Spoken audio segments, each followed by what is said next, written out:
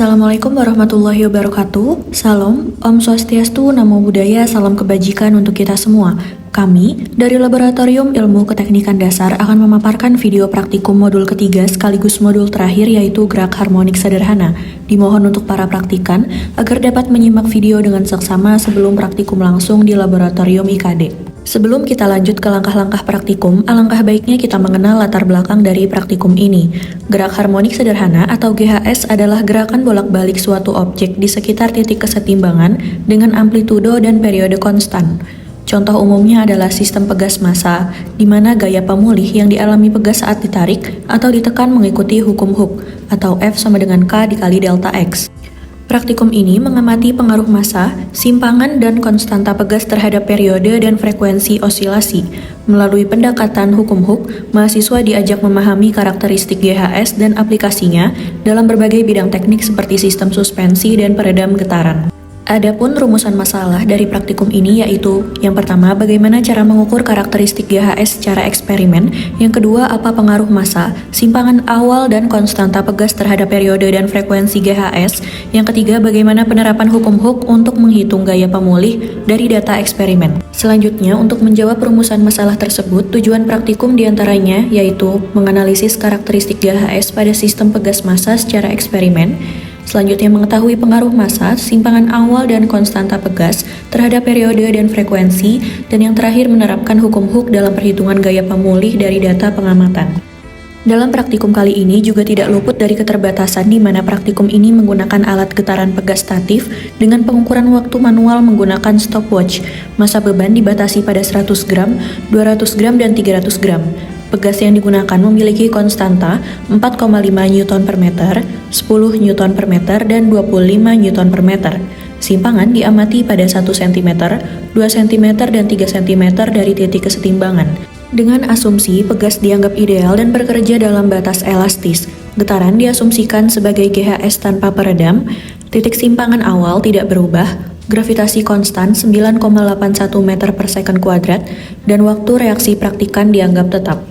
Kemudian, untuk alat dan bahan sudah disiapkan lengkap di dalam kit percobaan getaran pegas, di mana di dalamnya terdapat yang pertama buku panduan uji coba praktikum pegas, yang kedua lembar tata letak penyimpanan di dalam kit percobaan, yang ketiga stopwatch untuk mengukur waktu periode dan frekuensi, yang keempat kemudian beban yang bervariasi dari 100, 200 hingga 300 gram, yang kelima tidak lupa bahan utama kita yaitu pegas, masing-masing 4,5, 10, dan 25 Newton per meter, dan sisanya merupakan bagian dari tiang statif dari dasar hingga penyangga pegas. Selanjutnya kita akan masuk ke uji coba praktikum. Kita akan menggunakan pegas dengan konstanta 10 Newton per meter sebagai uji coba. Langkah pertama, kaitkan pegas pada tiang statif. Ukur panjang awal pegas yang sudah dikaitkan menggunakan meteran atau bisa pula dengan penggaris. Setelah itu, catat panjang awal pegas sebagai X0. Kemudian, kaitkan beban 100 gram di bawah pegas dan ukur perpanjangan pegas sebagai X1.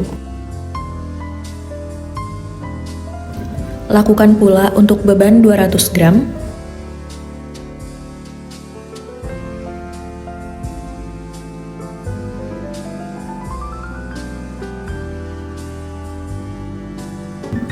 Dan lakukan pula untuk beban 300 gram.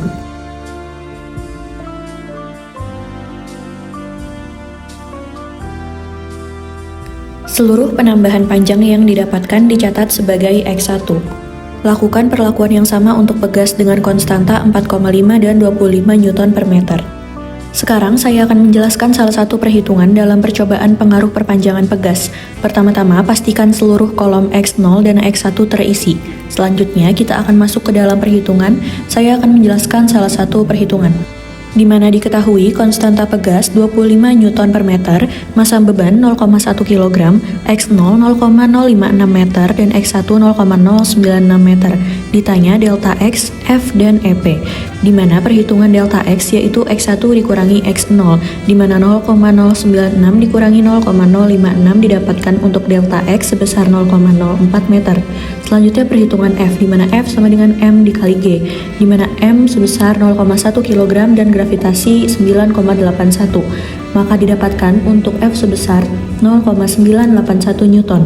Selanjutnya perhitungan EP di mana EP sama dengan setengah dikali K dikali delta X kuadrat, maka didapatkan hasilnya 0,02 Joule. Selanjutnya kita akan lanjut ke pengamatan berikutnya yaitu menghitung periode dan frekuensi getaran menggunakan pegas.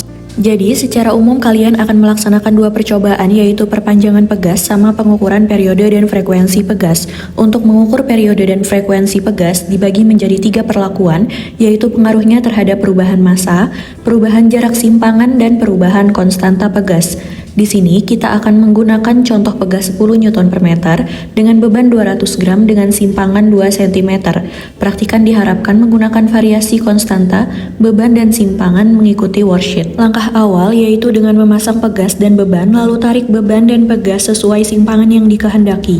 Di sini kita menggunakan simpangan 2 cm dibantu dengan penggaris, lalu kita lepaskan pegas dan beban dibarengi dengan memulai stopwatch dan perhatikan pantulan pegas hingga 20 getaran. Untuk yang disebut satu getaran itu adalah ketika B, A, C, A, B. Selanjutnya kita masuk dalam perhitungan kedua yaitu pengaruh perubahan massa bandul terhadap periode dan frekuensi getaran pegas. Setelah mengisi worksheet kolom waktu, kita akan menghitung periode dan frekuensi. Di sini sebagai contoh diketahui konstanta pegas 10 Newton per meter, simpangan 0,02 meter, massa beban 0,1 kg, N sama dengan 20, T sama dengan 13,10 second, maka ditanya periode dan frekuensi. Untuk perhitungan periode, T sama dengan T per N, di mana waktunya 12,65 second dibagi 20 getaran, maka didapatkan untuk periodenya sebesar 0,6325 second. Untuk perhitungan frekuensi, F sama dengan 1 per T, di mana 1 per 0,6325, maka didapatkan untuk frekuensinya sebesar 1,58102 Hz. Selanjutnya, kita masuk dalam perhitungan ketiga, yaitu pengaruh jarak simpangan terhadap periode dan frekuensi getaran pegas. Setelah mengisi worksheet kolom waktu, kita akan menghitung periode dan frekuensi. Sebagai contoh, diketahui konstanta pegas 10 Newton per meter, simpangan 0,01 meter, massa beban 0,1 kg, jumlah getaran 20, waktu 13 second. Maka untuk perhitungan periode sama dengan waktu dibagi jumlah getaran, maka akan didapatkan periode sebesar 0,6605 second. Sedangkan untuk frekuensi, di mana frekuensi sama dengan 1 per periode, maka akan didapatkan untuk frekuensi sebesar 1 per 1,51400 Hz.